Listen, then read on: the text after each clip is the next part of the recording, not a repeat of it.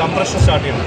ഞാനിവിടെ എന്ത് പറഞ്ഞു, നെഞ്ചത്ത് കൈ വെച്ചിട്ട് നന്നായിട്ട് കംപ്രസ് ചെയ്യണമെന്ന്. കൊച്ചുകുട്ടികളുടെ കേസിൽ ഇങ്ങനെ വെച്ച് കംപ്രസ് ചെയ്യാൻ പറ്റുമോ?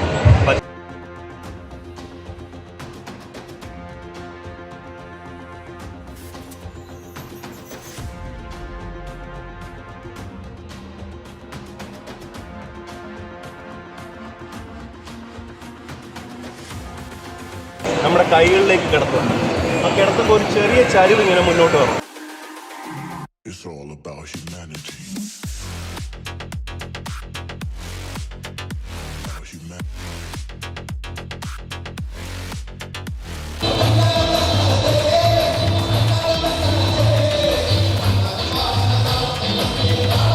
രണ്ടാം പിണറായി സർക്കാരിന്റെ 4ാം വാർഷികത്തിന്റെ ഭാഗമായി പ്രദർശനം നടക്കുന്ന എന്റെ കേരളത്തിന്റെ കാഴ്ചയും വിശേഷങ്ങളുമാണ് ഇന്നത്തെ വീഡിയോയിൽ. ഈ വീഡിയോയ്ക്ക് രാഷ്ട്രീയപരമായ ഒരു ലക്ഷ്യവുമില്ല. പ്രദർശനം കാണാൻ കഴിയാത്തവർക്ക് വേണ്ടിയാണ് ഈ വീഡിയോ ഞാൻ ചിത്രീകരിച്ചത്. 2016 മുതൽ 2024 വരെ നമ്മൾ അഭിമുഖീകരിച്ച കാര്യങ്ങളെ ഓരോ നാഴികക്കല്ലുകൾ പോലെ ചിത്രീകരിച്ചാണ് പ്രവേശന കവാടം രൂപകൽപ്പന ചെയ്തിരിക്കുന്നത്. പിണറായി സർക്കാർ സത്യപ്രതിജ്ഞ ചെയ്തതു മുതലുള്ള ചിത്രങ്ങളിലൂടെയാണ് യാത്ര ആരംഭിക്കുന്നത്.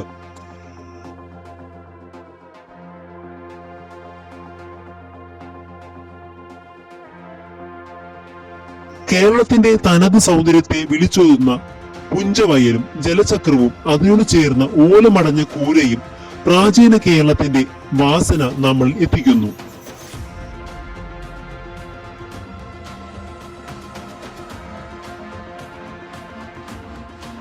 അതിനോട് ചേർന്നുള്ള പുതുതായി പണികഴിപ്പിച്ച കലുങ്ങിന്റെ മാതൃകയിൽ കൂടി കയറി ഇറങ്ങുമ്പോൾ കാണുന്നത് കൊല്ലത്തിന്റെ മുഖമുദ്ര തന്നെ മാറ്റുന്ന പുതിയ റെയിൽവേ സ്റ്റേഷന്റെ മാതൃകയാണ്.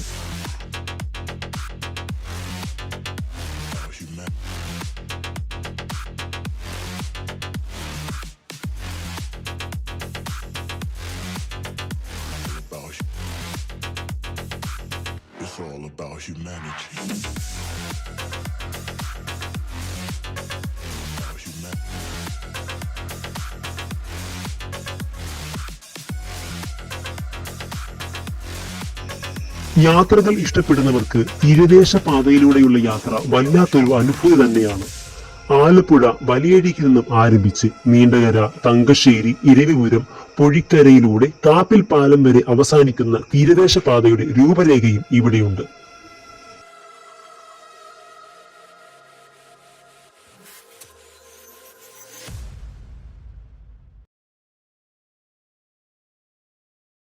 ഇടതുവശത്തേക്ക് നേരിയൊരു ചരിവുണ്ടായതുകൊണ്ടാണ് നമുക്ക് ഇടതുവശത്തായിട്ട് കൂടുതൽ ഹാർട്ട് ബീറ്റ് ഫീൽ ചെയ്യുന്നത്.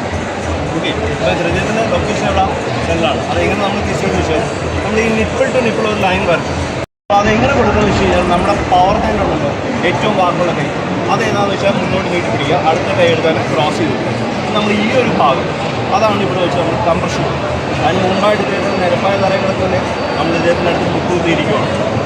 ഈ കംപ്രഷൻ ഇങ്ങനെ വെച്ചിട്ട് നമ്മുടെ ഹോൾ ബോഡി വെയിറ്റ് ആണ് കൊടുക്കുന്നത്. അപ്പോൾ നമ്മുടെ കൈ ഇങ്ങനെ ബെൻഡ് ചെയ്യാൻ പാടില്ല, സ്ട്രെയിറ്റ് ആയിട്ട് തന്നെ വെച്ചിട്ടാണ് അത് ഒരു 2.5 ഇഞ്ച് അല്ലെങ്കിൽ 5 സെൻറ്റിമീറ്ററോളം ഉള്ളിലേക്ക് എന്ത് ചെയ്യണം, കംപ്രഷൻ കൊടുക്കണം ഇങ്ങനെ.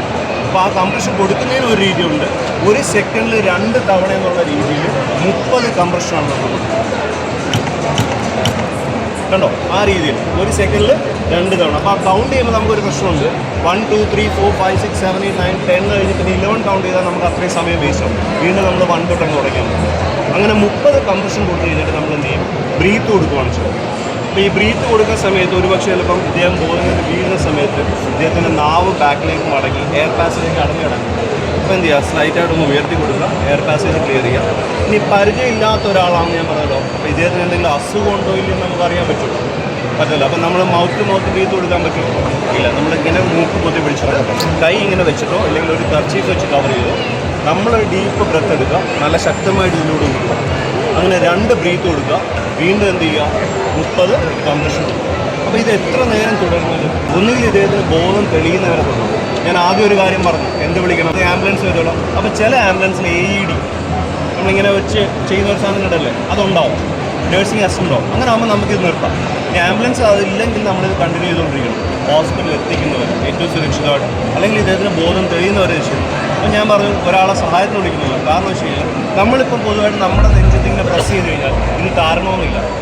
ഞാനിവിടെ പറഞ്ഞ എത്ര 2.5 ഇഞ്ചുള്ള ഉള്ളിലേക്ക് പ്രസ് ചെയ്യണം. അത്രയും ഫോഴ്സ് നമ്മൾ കൊടുക്കണം. അത്ര കൊടുക്കുമ്പോൾ 2 ടേൺ കഴിയുമ്പോഴത്തേക്കും നമ്മൾ ചിലപ്പോൾ തളർന്നു. നമുക്ക് നിർത്താൻ പറ്റുമോ? അപ്പോൾ എന്ത് ചെയ്യും? അടുത്ത ആൾ ടേക്ക് ഓവർ ചെയ്യും. അതിങ്ങനെ കണ്ടിന്യൂ ചെയ്ത് ഇതിന് ബോധം തെളിയുന്നവരെ അല്ലെങ്കിൽ ഹോസ്പിറ്റലിൽ എത്തിക്കുന്നവരെ. ഇതിപ്പം വലിയവരുടെ കേസാണ് ഞാൻ പറഞ്ഞു. ഇപ്പം പ്രായപരിധിയൊന്നുമില്ല. കാർഡിയാക് അറസ്റ്റ് വരാനുണ്ട്. കുട്ടികളിലാണ് വരുന്നതെങ്കിൽ എന്ത് ചെയ്യും? ഒരു കൊച്ചു കുട്ടിക്ക് ബോധം നിറഞ്ഞു, നമുക്കിങ്ങനെ തട്ടി വിളിക്കാൻ പറ്റുമോ? പറ്റില്ല. കാര്യം കൊച്ചു കുഞ്ഞാണ്. അപ്പോൾ നമ്മൾ അവിടെ ചെയ്യുന്നത് വെച്ച് കഴിഞ്ഞാൽ ഇതിൻ്റെ കാലിനടിവശം നന്നായിട്ടൊന്ന് നുള്ളി കൊടുക്കുക. നുള്ളി കൊടുത്തു കഴിഞ്ഞാൽ എന്തെങ്കിലും ഇതുണ്ടെങ്കിൽ അത് കരയ്ക്കും. റെസ്പോൺസ് ഇല്ലെങ്കിൽ നമ്മളിവിടെ പൾസ് നോക്കണം. പൾസ് നോക്കുമ്പോൾ നമ്മൾ ഇത് റേഡിയൽ പൾസ്, കരോട്ടിക് പൾസ്. ഇത് ബി കേസ് നമ്മൾ നോക്കുന്ന ബ്രാക്കിൽ പൾസാണ്. അത് ഇവിടെ ഇങ്ങനെ. കുട്ടികളുടെ കേസ് നമ്മളിവിടെ ആണ് ബ്രാക്കിൽ പൾസാണ് കേട്ടോ. അത് നോക്കിയിട്ടില്ല എന്നുണ്ടെങ്കിൽ കംപ്രഷൻ സ്റ്റാർട്ട് ചെയ്യണം. ഞാനിവിടെ എന്ത് പറഞ്ഞു? നെഞ്ചത്ത് കൈ വെച്ചിട്ട് നന്നായിട്ട് കംപ്രസ് ചെയ്യണമെന്ന്. കൊച്ചുകുട്ടികളുടെ കേസിൽ ഇങ്ങനെ വെച്ച് കംപ്രസ് ചെയ്യാൻ പറ്റുമോ? പറ്റില്ല. പകരം നമ്മൾ 2 വിരലുകൾ മാത്രമാണ് ഉപയോഗിക്കുന്നത്. 2 വിരലുകൾ മാത്രം ഉപയോഗിച്ച് ഇതേ കണക്ക് 2.5 ഇഞ്ച് ഉള്ളിലേക്ക് കംപ്രഷൻ. പക്ഷേ അവിടെ ഒരു വ്യത്യാസം ഉണ്ടെന്ന് വെച്ച് കഴിഞ്ഞാൽ വലിയ വിരലിൽ നമ്മൾ 30 കംപ്രഷനാണ് കൊടുക്കുന്നതെങ്കിൽ കൊച്ചുകുട്ടികളിൽ നമ്മൾ 15 എണ്ണമാണ് കൊടുക്കുന്നത്. 15 കംപ്രഷൻ കൊടുത്തിട്ട് ബ്രീത്ത് കൊടുക്കുക. അത് ഇതേ കണക്ക് റിപ്പീറ്റ് ചെയ്തുകൊണ്ടിരിക്കുക. ഇപ്പം ബോധം തെളിയുന്നവരോ അല്ലെങ്കിൽ ഹോസ്പിറ്റലിൽ എത്തിക്കുന്നവരോ. ഇത് CPR ആണ്. പൊതുവേ നമുക്കൊരു അല്ലെങ്കിൽ ഒരു 5 തൊട്ട് 10 മിനിറ്റ് ഞാൻ പറയണേ. പക്ഷേ ഏറ്റവും കൂടുതലായിട്ട് ഇപ്പം കണ്ടുവരുന്ന ഒരു പ്രവണതയാണ് തൊണ്ടയിൽ കുടുങ്ങി മരിച്ചു. ഈ വളരെ അടുത്ത കാലത്ത് നിങ്ങൾ ഇപ്പം പത്രത്തിൽ വായിച്ചു 17 വയസ്സുള്ള ഒരു പെൺകുട്ടി തൊണ്ടയിൽ എന്തോ കുടുങ്ങി മരിച്ചതാണ്. അപ്പോൾ ആ ഒരു അവസ്ഥ വന്നാൽ എന്ത് ചെയ്യും? ചോക്കിംഗ് എന്നാണ് നമ്മളതിനെ പറയുന്നത്. ഇപ്പോൾ വലിയവരാണെങ്കിൽ നമ്മളിപ്പോൾ ഇപ്പം എൻ്റെ തൊണ്ടയിൽ കുടുങ്ങി. ഇപ്പോൾ മാം ഇപ്പം കണ്ടു. മാമിന് എന്നോട് എനിക്ക് സംസാരിക്കാൻ പറ്റുന്നുണ്ടെങ്കിൽ, എനിക്ക് ബ്രീത്ത് ചെയ്യാൻ പറ്റുന്നുണ്ടെങ്കിൽ, എനിക്ക് ശക്തമായി ചുമയ്ക്കാൻ പറ്റുന്നുണ്ടെങ്കിൽ ഓക്കെ, കുഴപ്പമില്ല. പക്ഷെ ഇതൊന്നും പറ്റുന്നില്ലെങ്കിൽ എന്ത് ചെയ്യും? ഏത് സമയവും ഡെത്ത് സംഭവിക്കുക. ഈ പറഞ്ഞ കണക്ക് 5 തൊട്ട് 10 മിനിറ്റ് വരെ കിട്ടില്ല. അങ്ങനെയുള്ള കേസിൽ വലിയവരാണെങ്കിൽ ചോക്കിംഗ് സംഭവിച്ചു കഴിഞ്ഞാൽ അവരെന്ത് ചെയ്യുന്നു വെച്ചാൽ ഇതൊരു യൂണിവേഴ്സൽ കോഡാണ്. ഇങ്ങനെ പിടിച്ചിരിക്കും, വളരെ ശക്തമായിട്ടായിരിക്കും പിടിച്ചിരിക്കും. നമ്മൾ ഫസ്റ്റ് ചെയ്യുന്നത് വെച്ച് കഴിഞ്ഞാൽ അദ്ദേഹത്തിൻ്റെ കാലുകൾക്കിടയിലേക്ക് നമ്മുടെ കാലെടുത്ത് പ്ലേസ് ചെയ്യും. കാരണം എന്ന് വെച്ചാൽ ഇവിടെ ഇങ്ങനെ ഉറച്ചിട്ടിരിക്കും. കാരണം എന്താ വെച്ചാൽ ഇദ്ദേഹം ഏത് നിമിഷവും മുന്നോട്ടോ പുറകിലോട്ടോ മറിഞ്ഞ് വീഴാം. ഇത്രയും സമയം നമുക്ക് കിട്ടത്തില്ല. പിന്നെ ശക്തമായിട്ട് എന്ത് ചെയ്യാം? ഇതുവഴി കൈ ഇങ്ങനെ കയറ്റിയിട്ട് ഇത് തട്ടി മാറ്റും.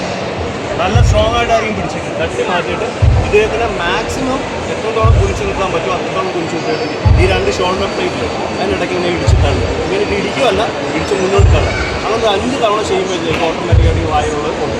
ഇനി അങ്ങനെ പോയില്ല, നിവർത്തി നിർത്തുക. ഇദ്ദേഹത്തിൻ്റെ പൊക്കിളിന് മുകളിലായിട്ട് നമ്മുടെ പവർ ഹാൻഡ് നന്നായിട്ട് ചുറ്റി പിടിച്ചിട്ട് കൈ വെച്ച് ഇങ്ങനെ നല്ല ഉള്ളിലേക്ക് അമർത്തി മുകളിലേക്ക് കൊണ്ടുപോകും.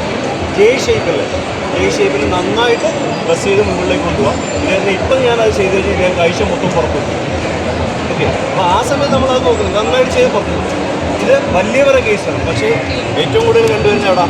കുട്ടികൾ. കാര്യം കയ്യിൽ എന്ത് കിട്ടിയാലും കുട്ടികൾ ആദ്യം അത് കൊണ്ടുപോകുന്നത് ഇങ്ങോട്ടാണ്, നമ്മുടെ വായ്ക്കുള്ളിലേക്കല്ലേ കൊണ്ടുപോകുന്നത്. അപ്പോൾ അങ്ങനെയുള്ള കേസിൽ എന്ത് ചെയ്യും? കുട്ടികളിങ്ങനെ കഴുത്തി പിടിക്കുമോ? അല്ലെങ്കിൽ നമ്മളോട് പറയുമോ? നമുക്ക് കുട്ടികളോട് ചുമയ്ക്കാൻ പറയാൻ പറ്റുമോ? ഇല്ല. അവരുടെ കണ്ണുകൾ തിരിച്ചു വരാം, വെപ്രാളം കാണിക്കാം, അല്ലെങ്കിൽ നേരിയ നിറ വ്യത്യാസം.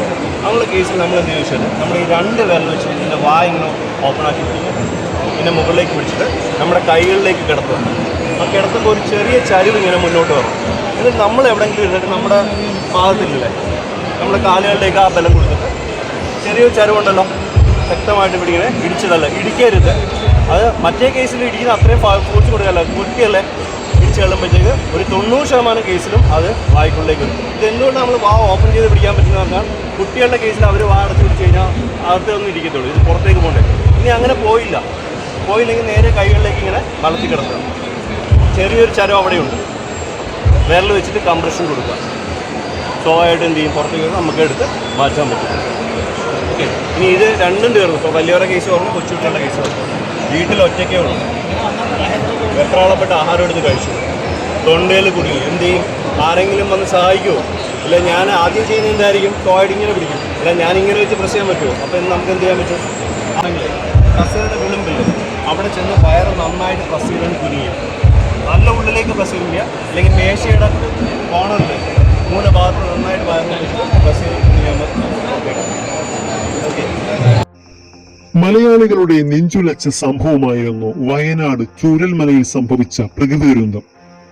അപകടം സംഭവിച്ച ചൂരൽമലയിലെ കാഴ്ചകളാണ് ഇവിടെ കാണുന്നത്.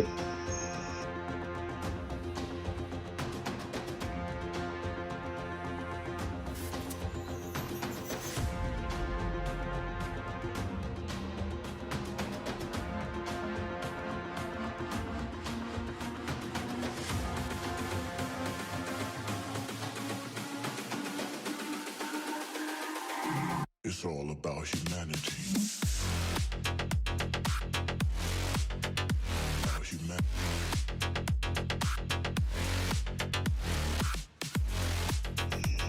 ബേപ്പൂർ സുൽത്താൻ എന്നറിയപ്പെടുന്ന മലയാളിയുടെ സ്വന്തം വൈക്കം മുഹമ്മദ് ബഷീറിന് നമ്മളുടെ കൊല്ലവുമായി ഒരു ജയിൽ ബന്ധമുണ്ട്.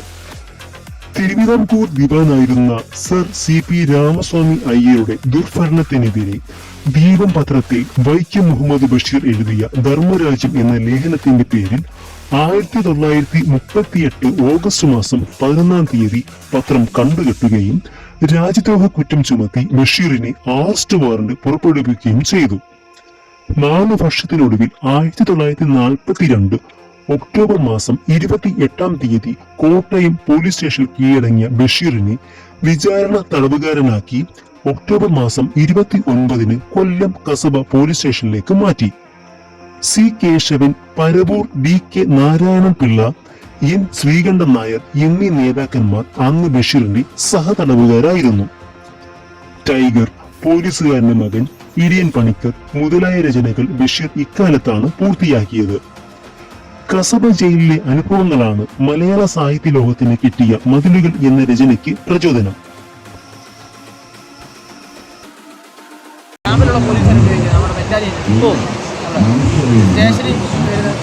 ലോക്കൽ പോലീസ് അതോടെ അവരുടെ ഷോൾഡറാണ് ഇതെല്ലാം സെയിമാണ്.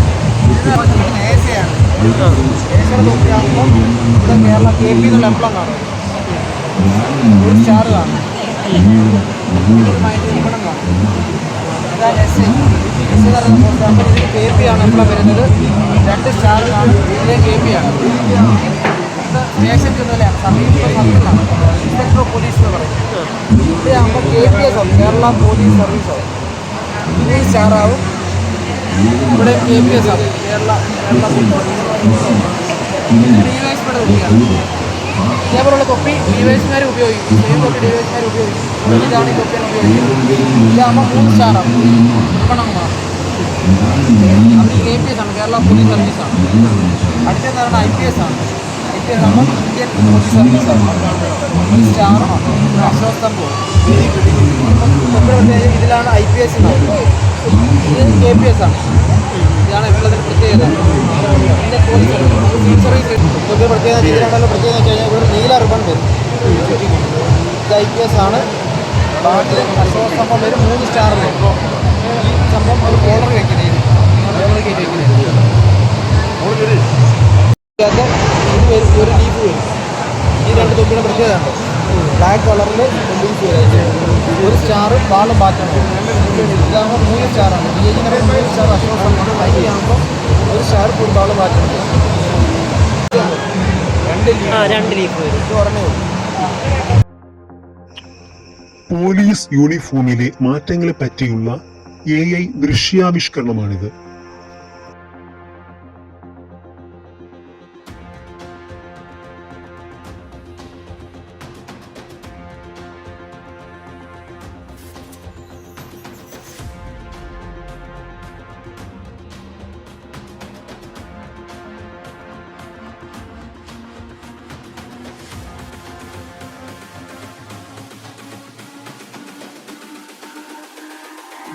It's all about humanity. About humanity.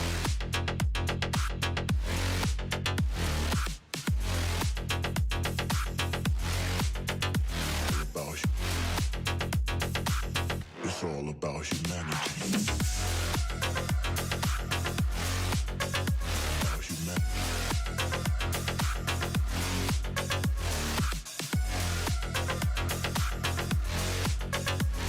humanity.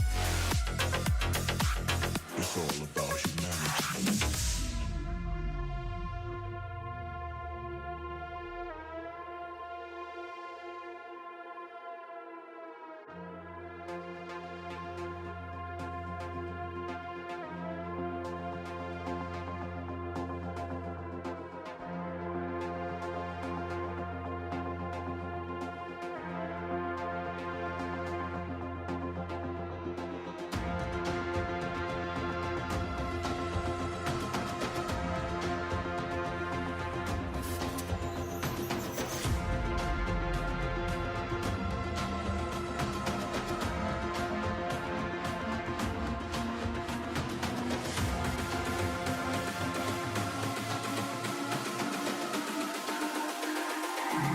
It's all about humanity.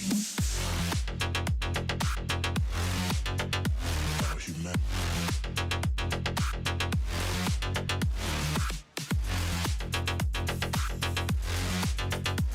About ഇനി നമുക്ക് കൊല്ലം ജില്ലയിലെ ജില്ലാ ജയിലിലെ കാഴ്ചകൾ കണ്ടുവരാം. സന്ദർശന സമയം രാവിലെ 11 മുതൽ 1 മണി വരെയും വൈകിട്ട് 3 മുതൽ 5 മണി വരെയുമാണ്. പൊതു അവധി ദിവസം സന്ദർശനം അനുവദിക്കുന്നതല്ല. ജയിലിന്റെ വാതിൽ കടന്ന് നമ്മൾ എത്തുന്നത് GD റൂമിലേക്കാണ്.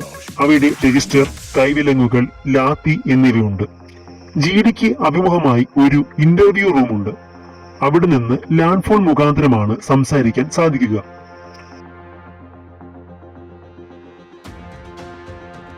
തുടർന്ന് നമ്മൾ സെല്ലിലേക്കാണ് പോകുന്നത്.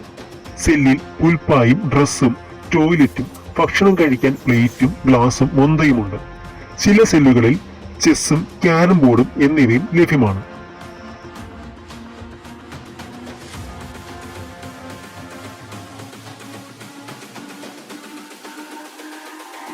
It's all about humanity. കായിക മേഖലയുടെ ഭാഗമായി ഓരോ ദിവസവും വ്യത്യസ്ത ക്ലബ്ബുകളുടെ ആഭിമുഖ്യത്തിൽ കായികാഭ്യാസങ്ങൾ ഇവിടെ നടക്കാറുണ്ട്. ഇന്നേ ദിവസം തൈക്കോണ്ടോ ടീമിന്റെ പെർഫോമൻസ് ആണ് നടന്നത്.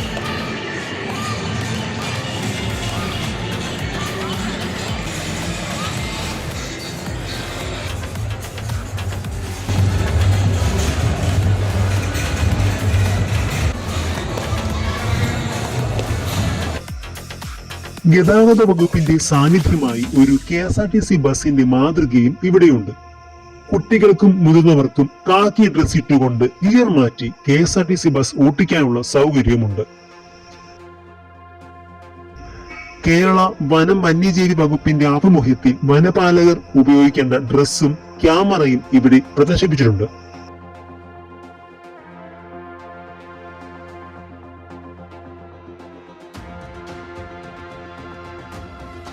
കുട്ടികൾക്കും മുതിർന്നവർക്കും ഒരേപോലെ എൻജോയ് ചെയ്യാൻ പറ്റുന്ന ഗെയിംസും ഇവിടെയുണ്ട്.